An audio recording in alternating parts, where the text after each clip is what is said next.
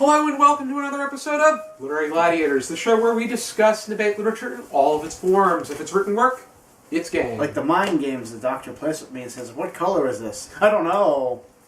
Are you colorblind? No. Then it shouldn't be a big deal. Let's meet the panel. Alright. It's Perri. Charlie. And I'm Josh. Whoa, wow. And today we are going to be going over a Southern Ute tale, or an American Indian tale called Blood Clot. Well, I found one. Shut up. And Go, the go. discussion starter that I have in mind has to do with just basic traditions. And do you feel that this tale connects or has anything, any kind of greater connection to the American Indian tradition as is? Charlie? Hunting and gathering was something... the men really didn't do that. The men would go out and hunt, and they would do the fishing and the heavy work and like that.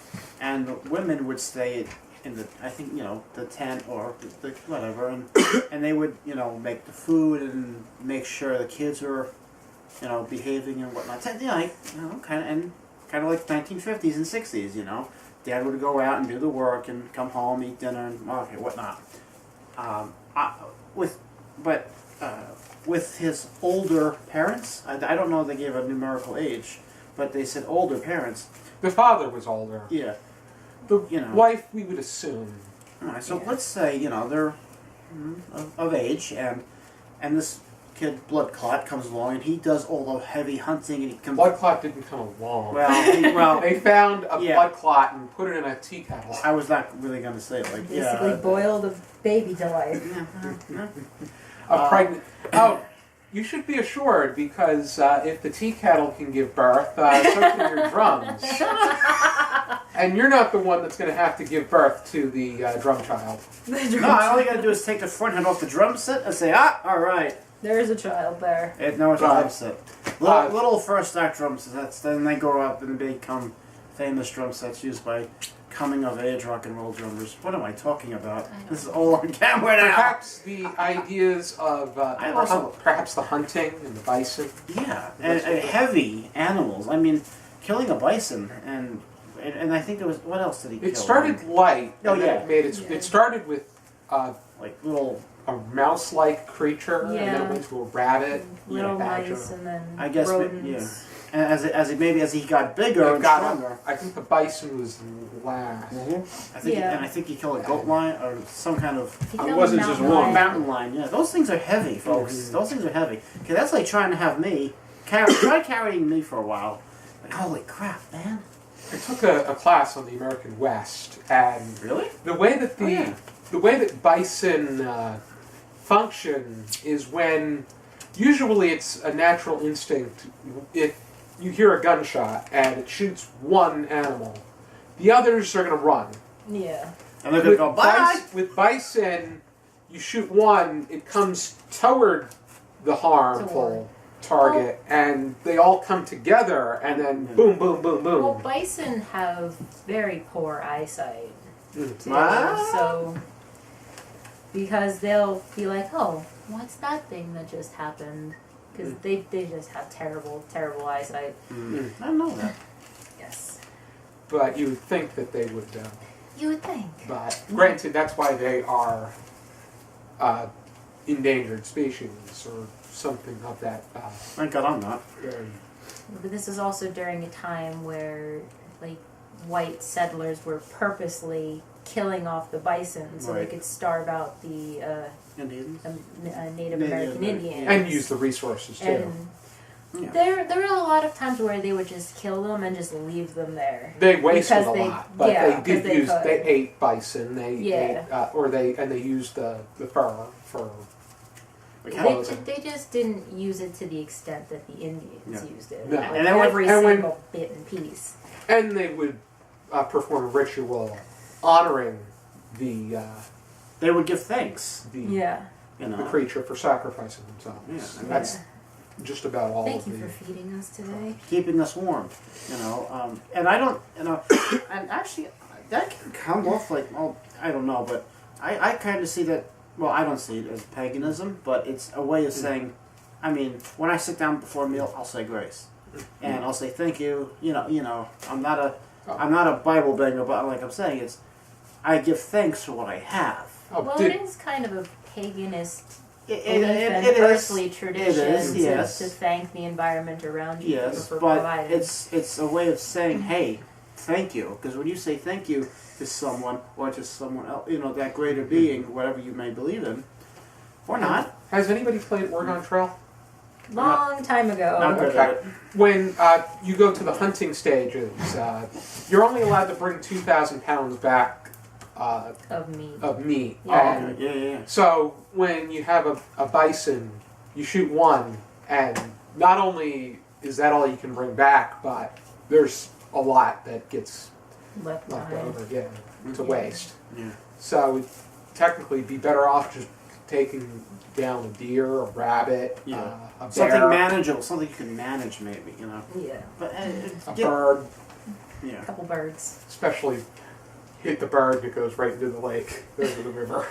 Ouch. But we're digressing. Yeah. Just giving thanks. But you know. with regard Good to this piece, the connection of bison with the tribal ways. Any thoughts?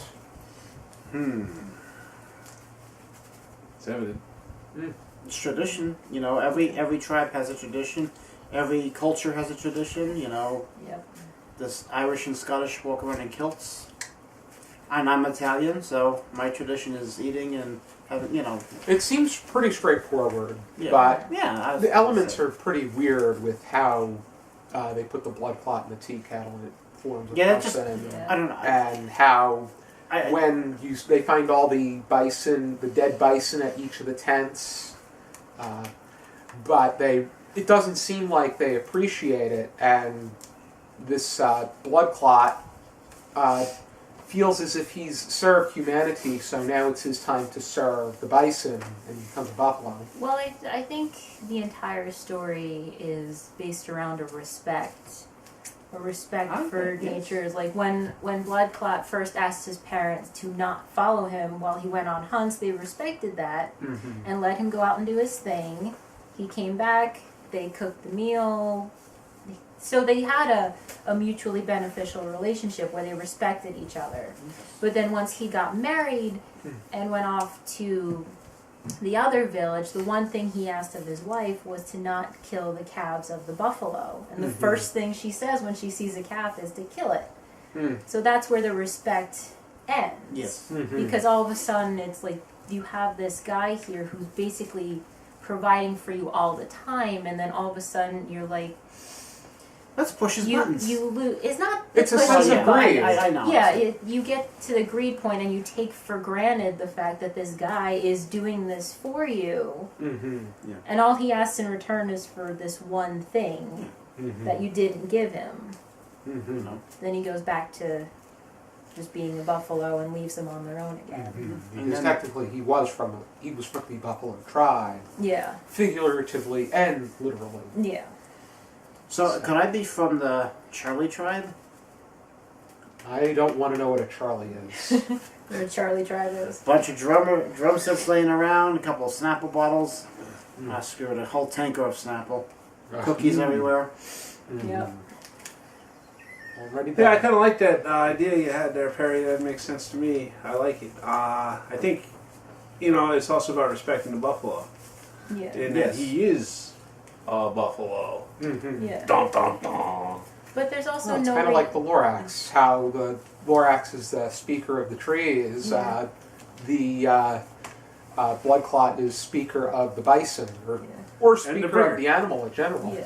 Yeah. But there's also no reason to kill the calf if the buffalo at each person's tent will set you up for like God knows how long. Right. So there's we have all this food, we are good for the there's year. no reason to kill the baby. Let it grow and develop, and when he becomes an adult, then the cycle will continue. And There's no reason to kill the baby, and by killing the baby, you can end up doing damage to the herd. that makes it that you don't have any buffalo to eat. It It- just it almost- creates a waste. Yeah, it almost seems like extra cruel to not let the baby grow up and Live its life. live Get its own life. get And this is an 9 to 5 American job. Indian tale, so they want to use the resources. It's not like the settlers that are. At that point, the tribe is asking for too much by saying, "Give us the buffalo and the baby, because we want it all now." These tales are meant to teach, so that's how it goes. Does anybody have any final thoughts? I enjoyed it. I enjoyed it too. I learned. I take away from it. It's like once you get past the initial read and really start thinking about it, then you're like, oh. Yeah, I really. I didn't know Okay. what tea kettle Thinking cooking about was. these tales is essential, and I think that I like reading multicultural tales because it really gives you a sense of so many cultures. Okay. Yes. The collection that I got this one from is American Indian Myths and Legends. Oh, I like it. This was selected and edited by Richard Erdos and Alfonso Ortiz, and it features tales from so many different tribes of American Indians. Probably going to be advocating to put Rabbit Boy on the list because I read that and it was quite intriguing. White River Sioux, What's the copyright? I'm just curious. as in Oh, 1980. 1984 was when it was copyrighted, and this is from Pantheon Books, and they put together some really good. We went over a Russian tale, fairy tale. It was way back too in fast for season your Russian. 6. Oh my goodness. I'm gonna get smacked eventually. The cool thing about like old folk tales and stuff is that they don't really hammer in the lesson. They're not very blunt about it. Sometimes It's you gentle. really got to think about it. Aesop usually hammers in the lesson. It depends on what ones you read. I know because I've read Native American fairy tales before. It's very much like, let me think about this for a second. Okay, now I understand. And I need help. Great, very good. I like that thought. What I was gonna add on to that is, usually the Native American people they're a little more gentle. And I don't mean this. It's a different way of life. Yeah. They believe that in a way, Earth is their god, Yeah. and the world belongs to everyone. Yes. Yeah. The settler and the colonist believes in organized lines and then possession. The one god, whereas the Native Americans were they have the polytheistic. Yeah, and There's